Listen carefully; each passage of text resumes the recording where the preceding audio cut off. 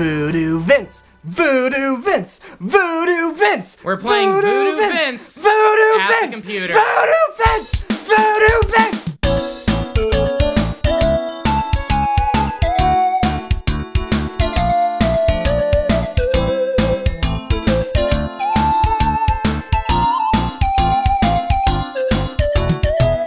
Welcome to At the Computer, Voodoo Vince. The much requested, the much anticipated. Everyone's been dying to see it. One thing to start out with is Voodoo Vince has some of my, legitimately some of my favorite menu music ever. I used to listen to this all the time actually when this game first came out. So we're just gonna hop into one of my favorite levels. These gates must fall if your quest is to continue. Alrighty, so the main gameplay breakdown of Voodoo Vince is, it's not like your typical platformer like you think of Banjo-Kazooie or Mario or something like that. The focus of the game isn't on the true platforming. It's mainly broken up into small areas like this, which are kind of non-linear. They have secrets in them and stuff, but it's mainly puzzle solving. So we have to get through that gate, but if we walk all the way down the street to try to get through that gate, we discover that the gas people down there, the gasoline dudes, have the gate locked. There's literally gas tanks. Yeah, they're gas tanks. They it's won't, very cartoony. They won't open it for us, so we have to figure out a way to open it for ourselves. But since we're a voodoo doll, we can take damage and we won't really get hurt. Is it hot in So we here, can do this. Or is it just me?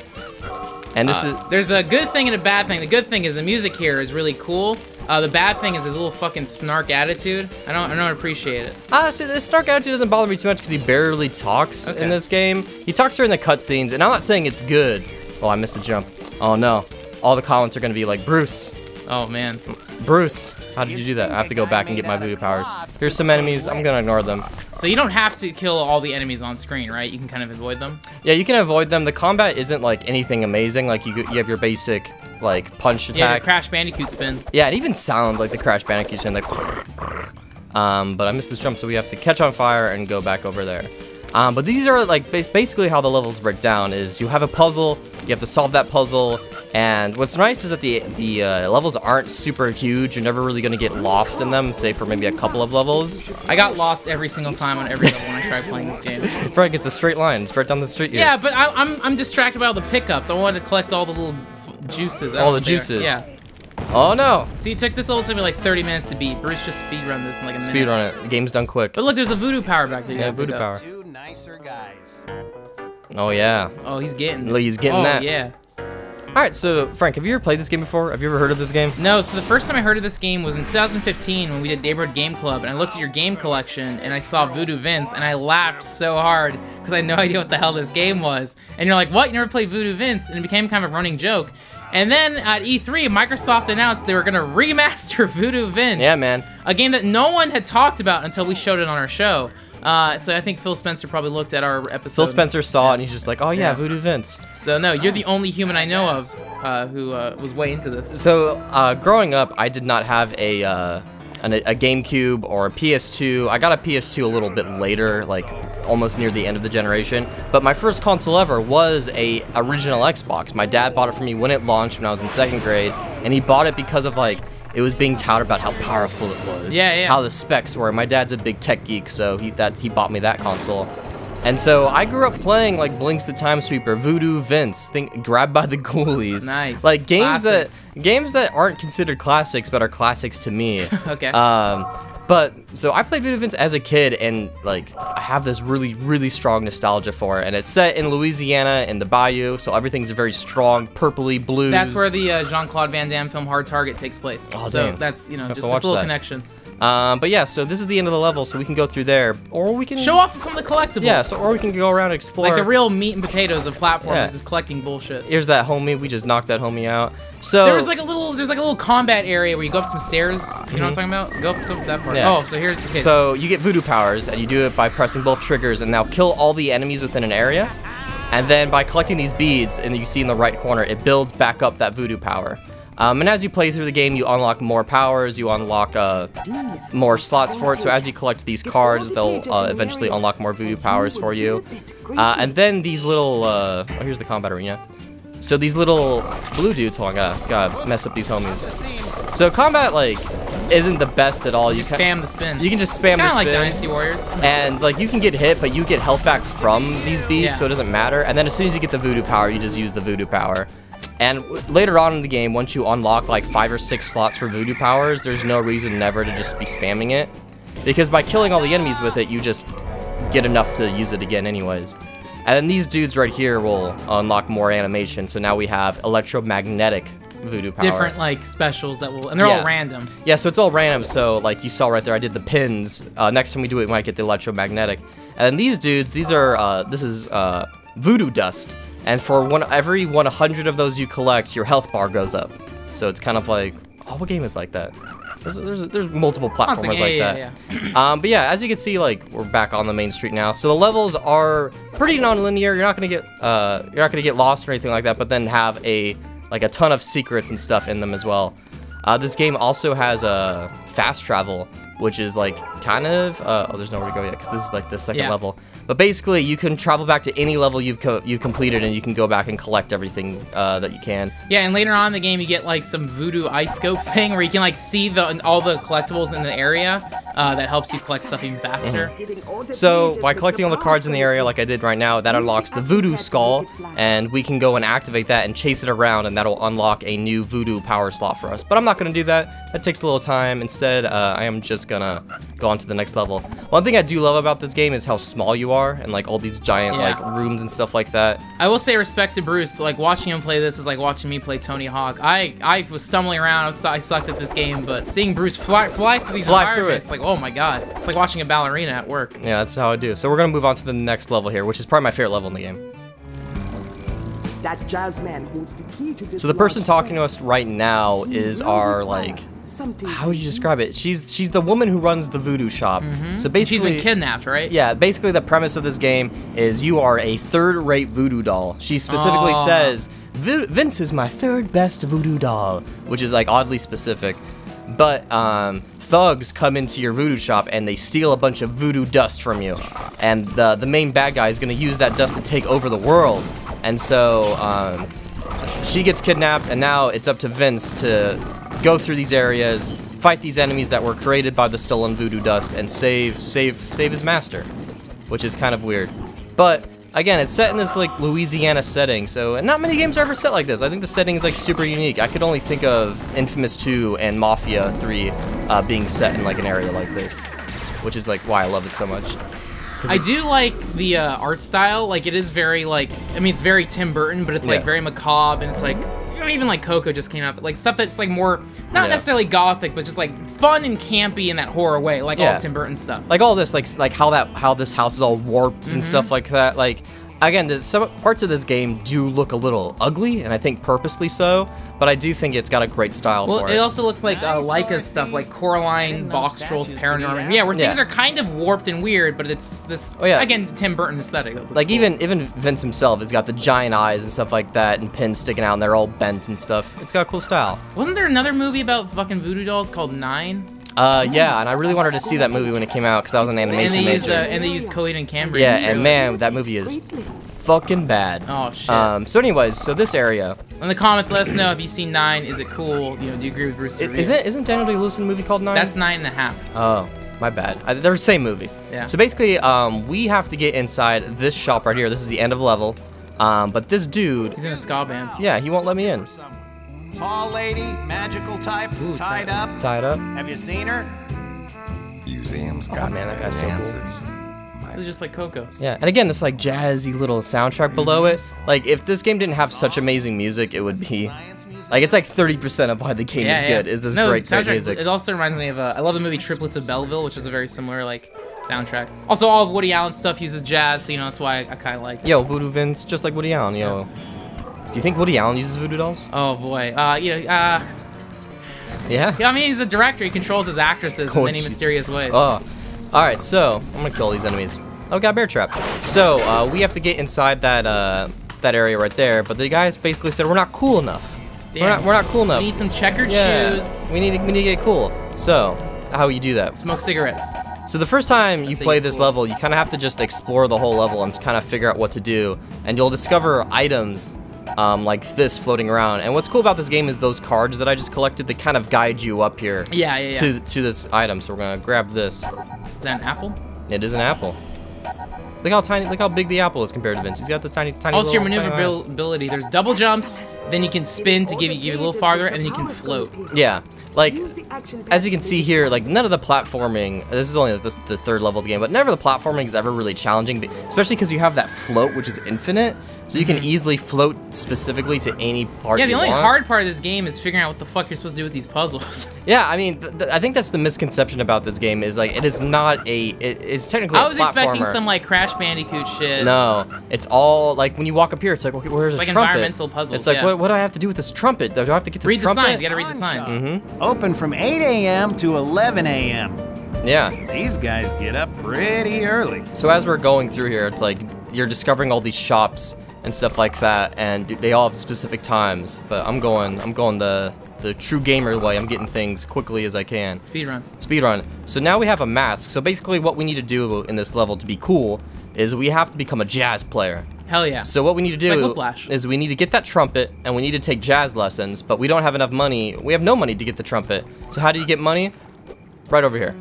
Stripper? Costume ball. Yeah. Oh. 5 Costume to ball. 8 p.m. Cash prizes. Costume required. So, like, this is it's only 4 o'clock. Yeah, so this would be the main thing you would see first, and then you'd go get the costume. 5 to 8 So p.m. it's 5 to 8 p.m., but, you know, it's only 4 o'clock. We have to change the time. And because we fed this horse this apple, we can hop up here and get kicked up here. Boop. And now we're gonna change the time manually. Boop. So who made this game exactly? So this game was created by Beep Industries. Beep Industries, which is what are they up to these days? It's a great game. So when you look them up on Wikipedia, I was trying to figure that out, but they were paid by Microsoft to make this game, and they worked very closely with Microsoft to make this because Microsoft wanted more platformers on their platform. Because during this time you had Super Mario on the GameCube, you had like Jak and Daxter and Ratchet and Clank on PS2. Xbox didn't have that. Xbox still had all the Halos, and like Xbox was taken more seriously, I would say. But they still really wanted these platforms, so they tried it with Blinks, and then a year later they tried it with Voodoo Vince. And then also they had Grabbed by the Ghoulies. No, Grabbed by the Ghoulies. I think that was later though. So now we have to go buy this trumpet. That's 8 a.m. So we have to go change the time again. So they made Beep make this game, and the dude who made this game actually is now the head of Microsoft Studios. What's his name? It's like a crazy... Clayton Kozlarek. Clayton Kozlarek. But yeah, he's the guy who created Voodoo Vince. You saw his name in the title screen earlier. So they made this game, and then after this, they didn't really make anything. They made a bunch of mobile games. They made a couple really small PC games, but they kind of got swept under the rug. I think they might have just gotten folded into another company at some point. I couldn't find any information. But one of the main reasons this game came back is actually Phil Spencer. He worked on this game as the general manager, which I'm not entirely sure what that means. Just like head of production, like, hey, are these art assets done? Oh, no. Yeah. Oh, jeez, don't look at that. I didn't do that. That didn't bottom happen. fragging Bruce. Oh, what? What? What'd you drop? I dropped the money. Do I have to go get the money? Get the money again. I think it's, yeah, there you go. I have to go get the money? I think this is why this game fucking annoyed me. I died so many times playing this. I didn't mean to, I missed my double jump there. Yeah, so Phil Spencer, the general manager, now he's the head of Xbox, and I really like Phil Spencer. He's great. When he's, like, I feel like, I mean, he's still a businessman, but he seems generally like a straight shooter. He knew, like, the Xbox One was kind of in a slump, and he's, like, pretty forward, like, hey, we have to turn this around. Every year he's on Giant Bomb's, like, E3 podcast, and he has a very frank conversation with Jeff Gerstmann. He comes off as a really cool guy, and I don't really care that much about the Xbox brand, but I follow Phil Spencer on Twitter. Yeah, he's great. He's, like, the only Xbox affiliate account I follow, because he's generally, like, passionate, and, like, he responds to fans sometimes. But yeah, so he was the general manager, and now he's the head of Xbox. Yeah, and so he was the one who basically wanted this shit remastered. He came out and said that Voodoo Vince is his favorite game he's ever worked on. So now we have to take jazz lessons, which is going to be at 11 p.m. here, so we have to go change times. Didn't he also work on, like, Gears of War and, like... He worked on Gears of War, Forza, Fable. But actually, reading an interview with him, the reason he says Voodoo Vince is his favorite game ever, or favorite game he's ever worked on, is when he was working on this, he just, his daughter was finally getting to the age where she could play games. Oh, okay. And Voodoo Vince was the first game that him and his daughter played through together. That's cute. So he has got a lot of strong memories attached to Voodoo Vince. Yeah.